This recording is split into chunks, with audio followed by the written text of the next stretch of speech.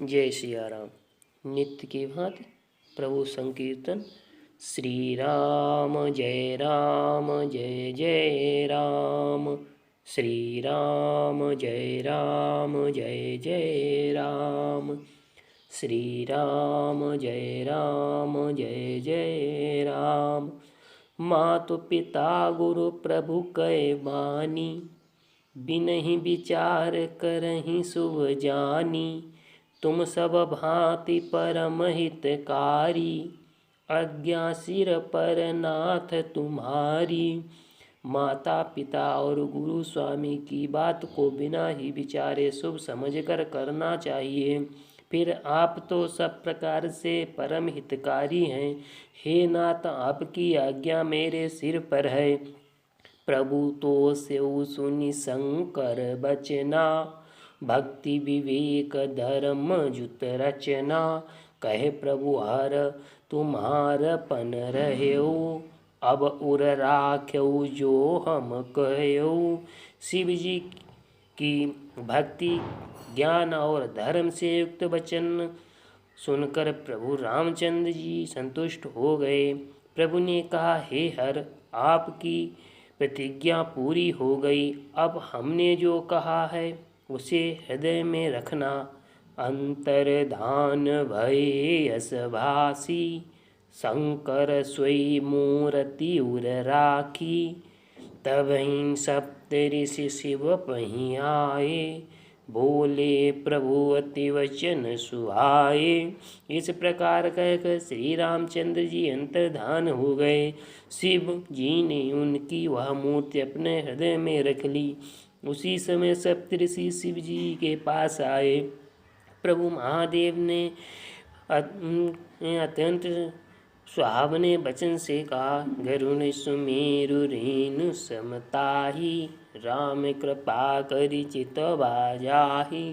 पार्वती पहि जाऊ तुम, प्रेम परीक्षा लेहु।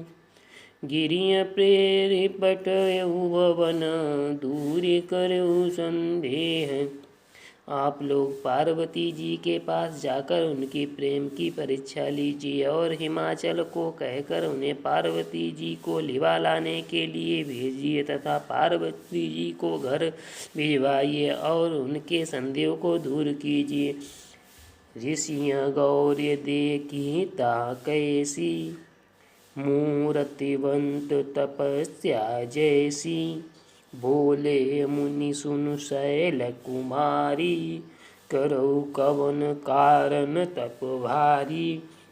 ऋषियों ने वहाँ जाकर पार्वती जी को कैसे देखा, मानो मूर्तिमान तपस्या हो। मुनि बोले, हे शैल कुमारी, सुनो, तुम किस लिए इतना कठोर तप कर रही हो। केही अवराधो का तुम चाहू, हम सन सत्य मरम किन काहू। कहत वचन मनु अति सकुचाई, हसियऊ सुनि हमारी जड़ताई।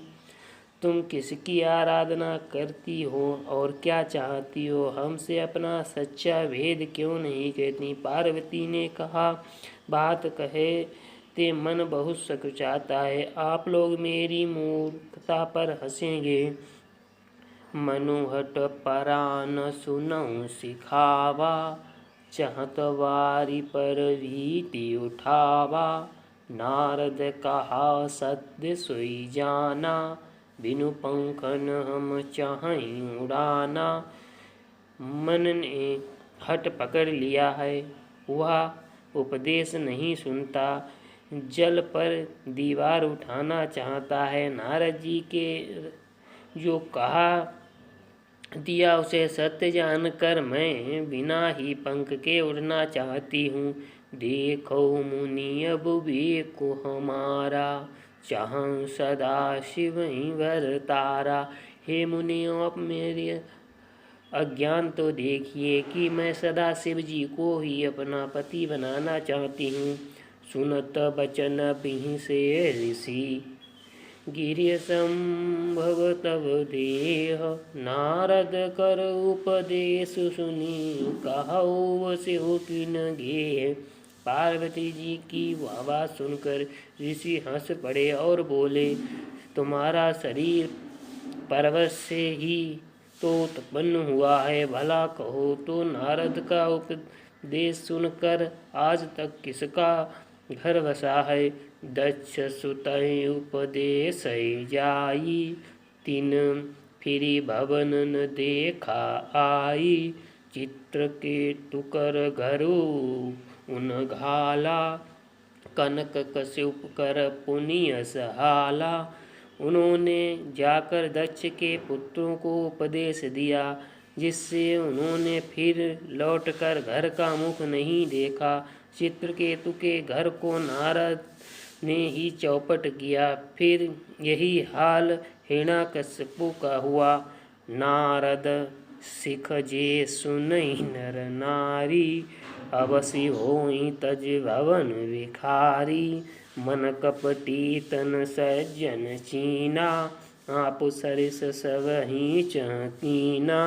जो स्त्री पुरुष नारद जी की सीख सुनते हैं, वे घर बार छोड़कर अवश्य ही भिखारी हो जाते हैं। उनका मन तो कपटी है, शरीर पर सज्जनों के चिन्ह हैं। वे सभी को अपने समान बनाना चाहते हैं। तेहि के बचन मानि विश्वासा, तुम चाहु पति सहज उदासा। निर्गुण नीलज कुबेश कपाली, अकुल अगेय दिगंबर व्याली। उनके वचनों पर विश्वास मानकर तुम ऐसा पति चाहती हो, जो स्वभाव से ही उदासीन, गुणहीन, निर्लज्ज, बुरे वेश वाला, नर कपालों की माला पहनने वाला, कुलहीन, बिना घर वाला, नंगा और शरीर पर सांपों को लपेटे रखने वाला है।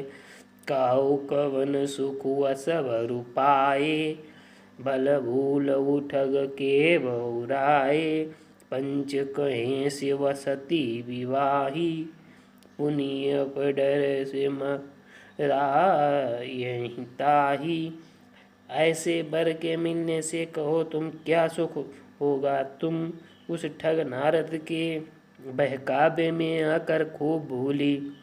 पहले पंचों के कहने से शिव ने सती से विवाह किया था, परंतु फिर उसे त्याग कर मरवा डाला। शेष अगले वीडियो में। श्री राम जय जय राम। श्री राम जय जय राम। श्री राम जय जय राम। जय सिया राम।